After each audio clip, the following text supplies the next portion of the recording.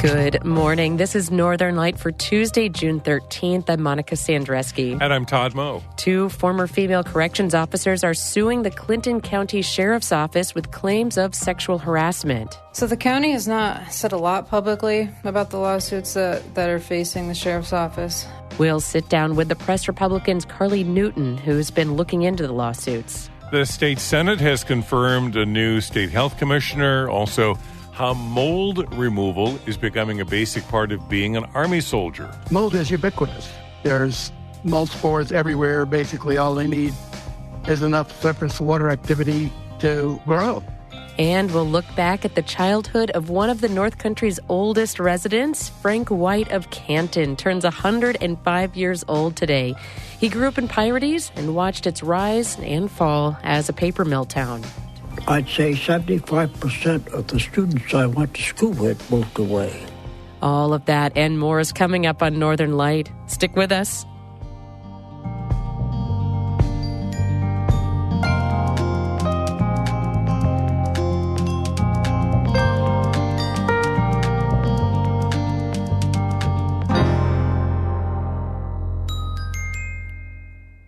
Broadcast of Northern Light here on North Country Public Radio is supported by Adirondack Foundation and the Adirondack Birth to Three Alliance, dedicated to providing all children the best possible start in life, AdirondackBT3.org. And by Citizen Advocates, offering the North Country mental health, addiction, and housing services, plus crisis care, job training, and more. citizenadvocates.net/124.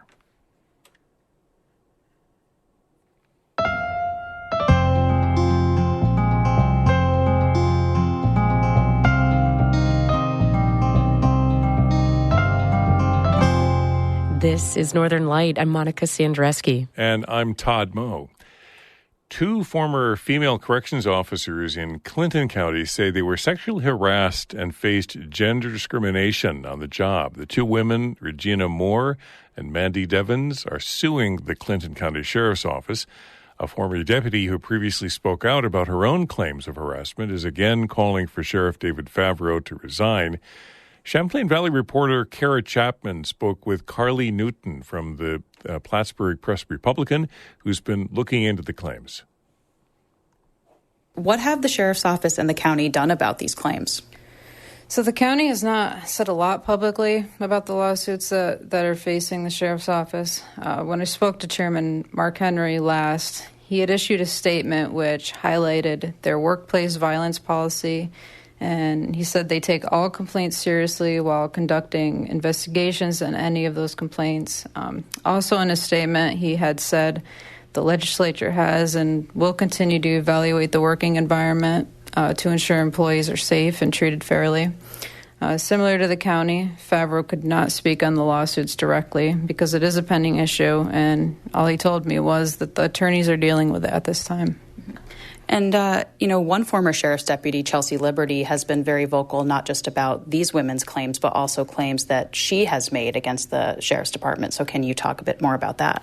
Yeah, of course. So these lawsuits, they were actually brought to my attention by Liberty when she attended the county legislators' last regular session meeting on May 24th.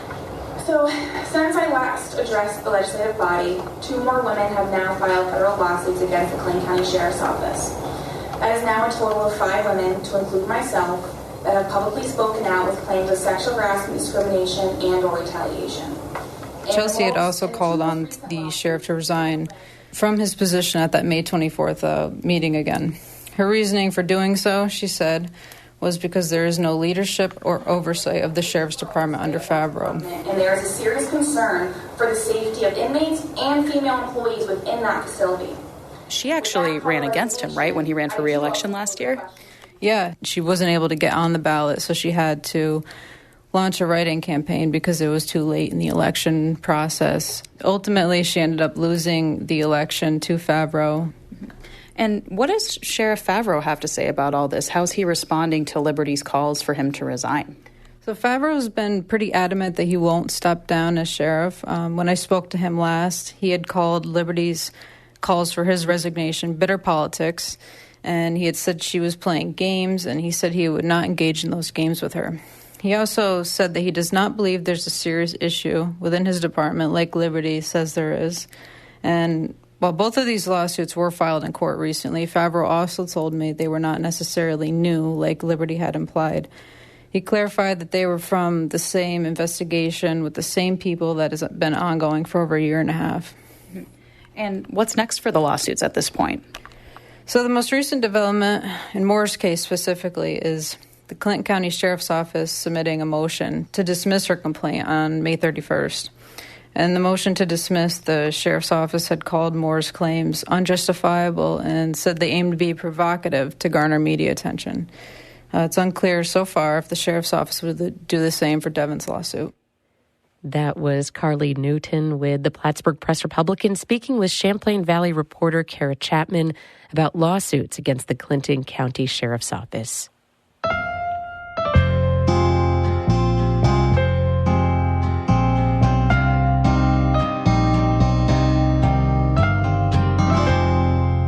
The New York Senate has confirmed the state's new health commissioner, Dr. James McDonald, has held the position in an acting role since the previous commissioner, Dr. Mary Bassett, resigned in December.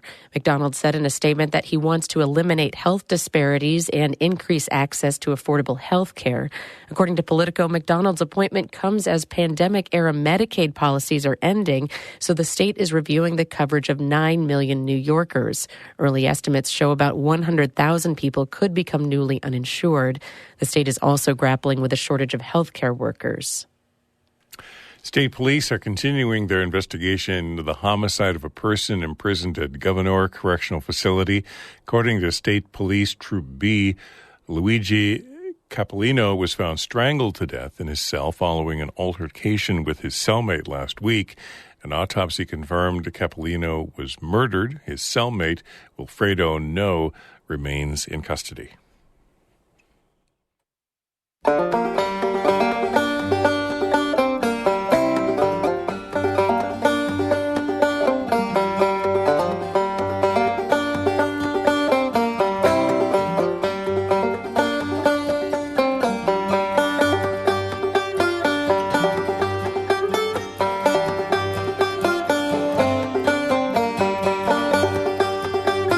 You're listening to Northern Light here on North Country Public Radio. It's 7 minutes past 8. Good morning. I'm Todd Moe. And I'm Monica Sandreski. Just ahead, we'll talk with one arts educator in Glens Falls about the importance of physical art galleries to the North Country. That conversation in just a few minutes here on Northern Light.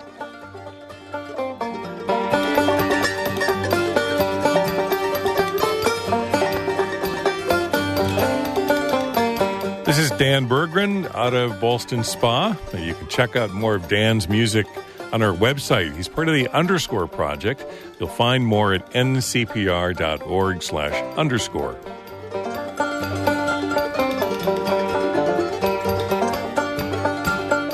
Northern Light is supported by St. Lawrence Health, committed to keeping the community healthy and safe by providing vaccines for patients to strengthen their defenses. StLawrenceHealthSystem.org.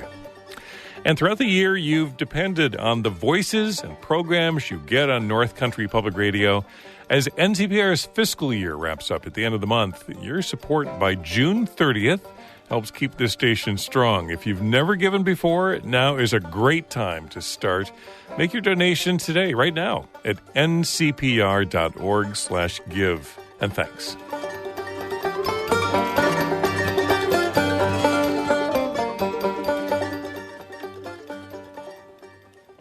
The Army is escalating one of its toughest battles, one that homeowners fight too, the war against mold in buildings. A new approach makes mold prevention a basic part of being a soldier. From Fort Bragg, North Carolina, Jay Price reports for the American Homefront Project. Sergeant Major David Cutshall walked into a barracks room for a routine inspection and immediately looked at the ceiling. Yeah, that's the start. Fifth? Yes, sir. He was pointing at tiny black dots, together enough to maybe cover a dime, dotting a vent cover just inside the door. Mold. And that's just regular maintenance. The residents, Privates Second Class Aubrey Smith and Indy Ziegler, listened attentively. Since you're new to the Army, right, mold in barracks tends to be a problem. It's our responsibility as soldiers to keep it and maintain. The Army is using these routine room checks as a teaching opportunity about mold, which can cause health issues that vary greatly depending upon the amount of exposure and how sensitive someone is. The push started last year after serious mold issues forced more than 1,000 Fort Bragg soldiers to relocate from a cluster of barracks. A dozen of the buildings are scheduled to be torn down. That and mold problems on Georgia and Maryland bases triggered an Army-wide inspection of all barracks, family housing, and offices. Mold was found and cleaned up in more than 2,000 places. Now the Army is bringing its nearly 500,000 soldiers into the fight. And the primary effort there is inform and educate them in terms of how to report. Lieutenant General Omar J. Jones leads Army Installation Management Command, which is responsible for maintaining thousands of buildings. So if they've seen mold or they have a concern, how do they tell someone and who do they tell to make sure that we can get the right experts there to help them? At Bragg, for example, Cutshall told the young soldiers to use a smartphone app to request maintenance for the mold on the vent and also for moldy caulk on their tub. Jones said the plan also includes an Army-wide standard for defining and cleaning up mold, tracking mold cases with sophisticated software to identify trends, and giving higher priority to mold reports. We will have a trained and certified expert responding to them in less than 24 hours. The problem the Army faces is common. One study estimated 47% of U.S. homes had substantial dampness or mold issues. Another found 100% had mold on some surfaces. Philip Ferry of the University of Central Florida's Solar Energy Center is an expert on mold issues and structures. Mold is ubiquitous. There's mold spores everywhere. Basically, all they need is enough surface water activity to grow. How the spores get that moisture is what humans have to figure out and prevent, and it's often complicated. The cause of moisture that triggers, say, mold inside walls isn't always obvious, and whether a particular mold problem is serious is a big question. Take mold in bathrooms, an issue that pops up a lot in the barracks. So is that a problem or not? It's not really a problem for me because, a little bit of Clorox will fix it. For larger issues, the Army will bring in work crews, like if mold covers more than 10 square feet or appears in porous materials or ventilation systems. Extreme cases, like the Fort Bragg barracks that will be torn down, are rare. Jones, the facility's command leader, says by far the most problems the inspections found were on bases in the southeast. Where the environmental conditions are most conducive to mold growth. So where you've got, high heat and humidity, particularly in the summer months. And those summer months are coming. Fort Bragg's Housing Division Chief Steve Weichel says last year the base averaged 40 mold-related maintenance work orders per week. I'm anxious to see, is there a noticeable difference? Did it increase because everybody's now aware of mold? Or did it reduce because we've educated them on the difference between what is reportable and what is cleanable by the soldier in the unit themselves? And that data could help tell how the Army is doing in its escalated fight against mold. I'm Jay Price reporting. This story was produced by the American Homefront Project, a public media collaboration that reports on American military life and veterans.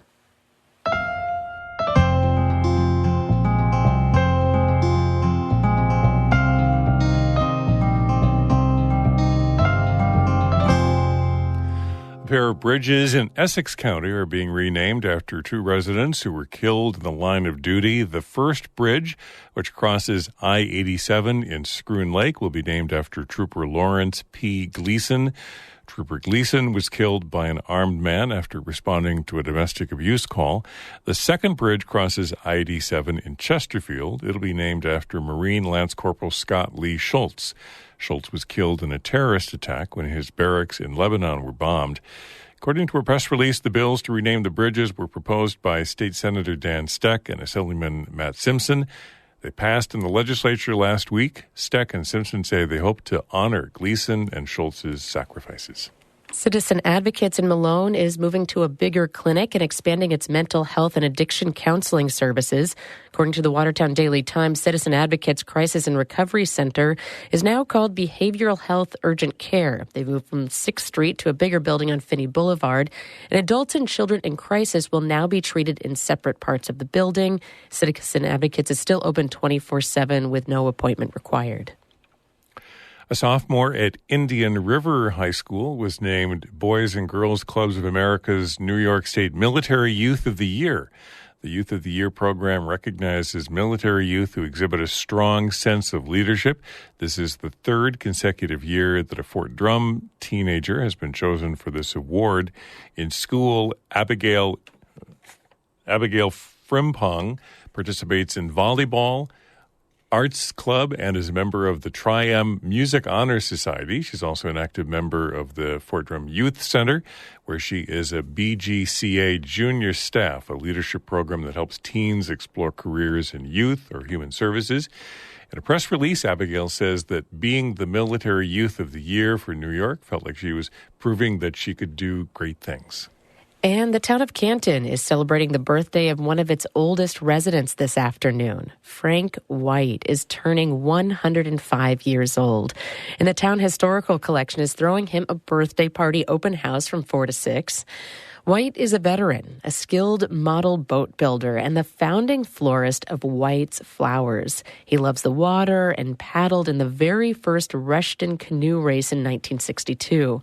White grew up 6 miles outside of Canton on his family's farm in the hamlet of Pirates when it was still a bustling paper mill town.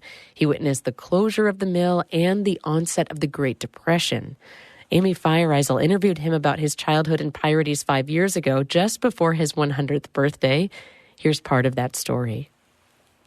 Frank was the oldest of 8 kids. His uncle Harry worked for the mill, the DeGrasse River Paper Company, as a pipe fitter for the maintenance department. It's always something that's breaking down or has to be replaced, and that was his job. Uncle Harry worked the 4 to 11 shift. The paper mill ran 24/7 and lived in a company duplex. It was just one of the company housing options, including the Beehive, a low-rent apartment complex that housed immigrant families. They'd flocked there starting in 1904 when the mill opened. As a child, Frank spent a lot of time with those families. The kids were his classmates at the Pirates school. Italian, Polish, French Canadian, Hungarians took care of me like I was taking care of at home.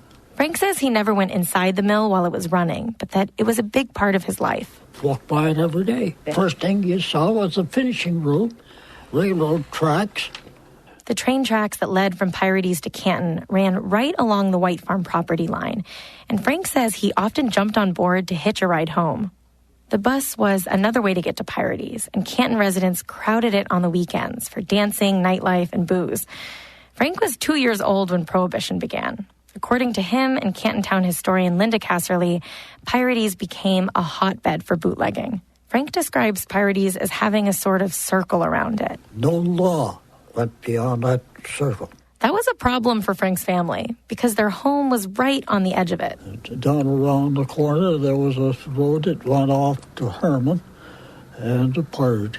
And they'd ever so often somebody be out there in our driveway waving everybody down and say, hey, they're checking cars down here. You got anything on? Bang, they'd turn around and they were gone.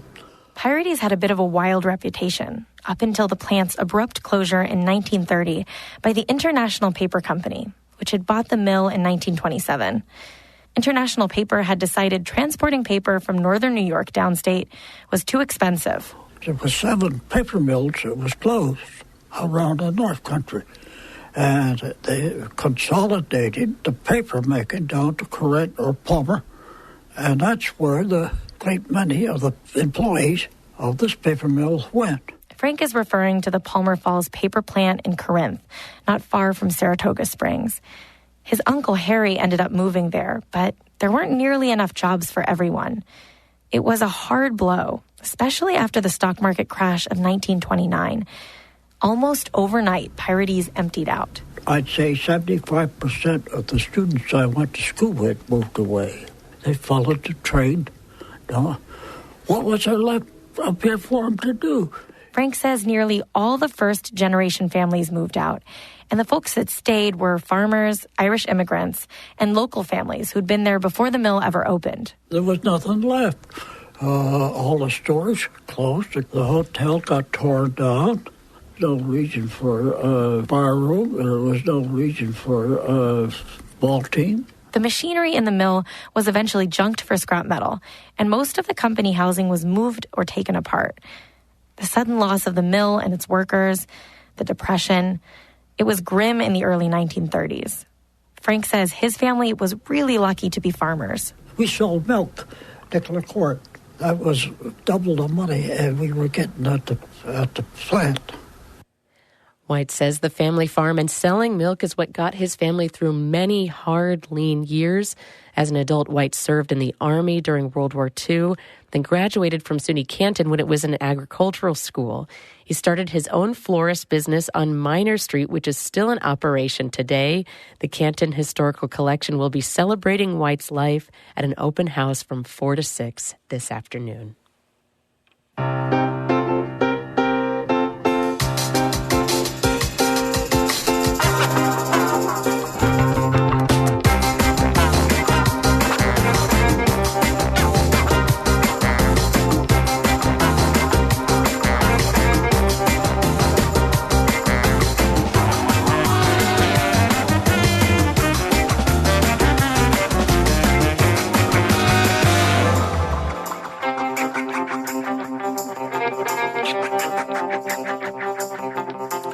You're listening to Northern Light here on North Country Public Radio. I'm Todd Moe. And I'm Monica Sandreski. Coming up in just a minute, why art galleries are important community spaces in the North Country. Then stick around after the show for Bird Note coming up at 8:42. But first, Todd has a look at the weather for us. Weather Service says a mix of clouds and some rain, but maybe clearing skies by late this afternoon and tonight. Highs today, upper 60s, low 70s. Light and variable winds, isolated showers. There were heavy rain showers in the forecast for the Champlain Valley through tonight. Scattered showers tomorrow and actually Thursday and Friday as well. Good chance of some scattered rain Wednesday. Highs tomorrow, again, upper 60s, low 70s, and then highs a little warmer on Thursday, a high upper 70s near 80 Thursday afternoon. Right now in Canton, we've got clouds, fog, and 57 degrees. The North Country boasts many art galleries that are open to the public as community spaces, from the Frederick Remington Museum to Blue Seed Studios in Saranac Lake and the Hyde Collection in Glens Falls, which has an impressive collection with etchings by Rembrandt and Picasso and brass sculptures from 15th century Italian artists. And they recently hired a new arts educator to share the pieces with the next generation of arts appreciators. Caitlin Foley worked at the Shelburne Museum in Shelburne, Vermont, and at a contemporary art center in Sun Valley, Idaho, before coming back east to work in Glens Falls. I caught up with her about what drew her to the Hyde Collection, her hopes for the museum, and why physical galleries are important to our community. The Hyde Collection is very unique because it not only includes this fantastic historical and, very well-known collection of master artworks, to come and be able to see a Rembrandt and a Peter Paul Rubens and, a Renoir and Picasso all in the same space is wonderful. But not only did that draw me to the Hyde Collection, but the fact that it has a really renowned contemporary art collection. So I, just previous to being at the Hyde, I was at a contemporary art museum and worked with living artists regularly and saw lots of different kinds of work. And so to really have the foundations of that really well-known contemporary art collection is unique to have both right in this small town museum. But it is not a small town museum, though, because it's quite a world-class museum with artwork being borrowed, and sent all over the world for people to see it. So it is a very important piece that is a part of this town's culture, and it's just an honor to be a part of continuing that. In the digital age with so much access to images of art and how accessible that is digitally, what is the significance of that physical art gallery? I mean, I think it can transcend how you see and think about a piece of art. having it hung in, for example, in the Hyde House itself, that's a very particular circumstance when you're seeing that art. So, why is it in this house? Who are these people that lived here? Giving you that context of why it is in this town, but B, why it was important enough to somebody for them to hang it in their home and then to share with their community. And that brings conversation conversation with another onlooker, conversation with yourself about who these people were and why it's important that this is here. And then if you're just in one of our other galleries, a more traditional-looking museum gallery space, the way that things might be paired together is not a way that you might be seeing them online in a digital world. So I think these stories that professionals at museums weave into why they've placed things together, why they've organized a group of artwork together, what is the context behind what is the significance of this piece, are all things that you may not be getting by just looking at a piece of art on a screen, as well as the particulars of the actual creation of the art. So the brush strokes that you can actually see because you're right in front of it, or different materials that might have been used, or just the conversations that you might have as you're standing next to someone looking at a piece of art that if you're just looking on a screen, you might not have those conversations. What are some things that gallery goers can expect? What are things that you want to bring to the collection, to the museum? I am really excited about bringing, a diverse group of people in. Maybe that's in the same visit, if it's intergenerational, to see, grandparents here with their grandchildren and all enjoying everything at once is a goal of mine. So making sure that those experiences are relevant and accessible for everyone, and that it's fun, and that it's something that, as an art educator in a museum setting, it is essential that that the arts are celebrated as something, and that museums are celebrated as a place where everyone feels welcome and excited to be at, and that it matters to have an art collection housed here that you can come and see in person. And what does that mean to your everyday life? But that we can all sit and talk about art, and that helps us become better citizens, closer and connected to one another. Caitlin Foley is the arts educator at the Hyde Collection in Glens Falls. This is North Country Public Radio. You're listening to Northern Light right here on your community's public radio station. I'm Monica Sandreski here with Todd Moe. There are many events going on throughout the community that we want to remind you of, including this Saturday in Potsdam, the Juneteenth celebration. All are welcome. This is a free cultural celebration, sharing a catered heritage-rich meal, children's activities, Black is Beautiful fashion show, drumming, presentations, music, dancing, and more. You can find out more from the Facebook page for the Juneteenth celebration in Potsdam from 4 to 8 this Saturday evening. Coming up tonight in Canton, a community conversation this evening at 7 o'clock at the Canton First Presbyterian Church in the sanctuary. Everyone's invited and welcome to speak and listen regarding student safety, well-being, and the school resource officer position at Canton Central Schools. That's at the Canton First Presbyterian Church in the sanctuary, 7 o'clock tonight. And we are into paddling season, so don't forget to head out with the Laurentian chapter of the Adirondack Mountain Club. They're doing a paddle on Wanakina to Cranberry Lake, a leisurely paddle from Wanakina to Dead Creek Flow. You can find out more from adklaurentian.org. That's it for Northern Light for this Tuesday, June 13th. There's more of Morning Edition just ahead. Yes, and after that, stick around for the Marketplace Morning Report coming up between 8:51 and 9 o'clock, where you'll get caught up on all the morning's business news. And if you miss an episode of Northern Light, never fear. You can listen back to the archive any place you get your podcasts, and subscribe to our daily news roundup, Story of the Day, hosted by David Summerstein, where you'll hear the biggest stories in our region and get the latest on the day's news. I'm Monica Sandreski. And I'm Todd Moe. Thanks for listening. Be well.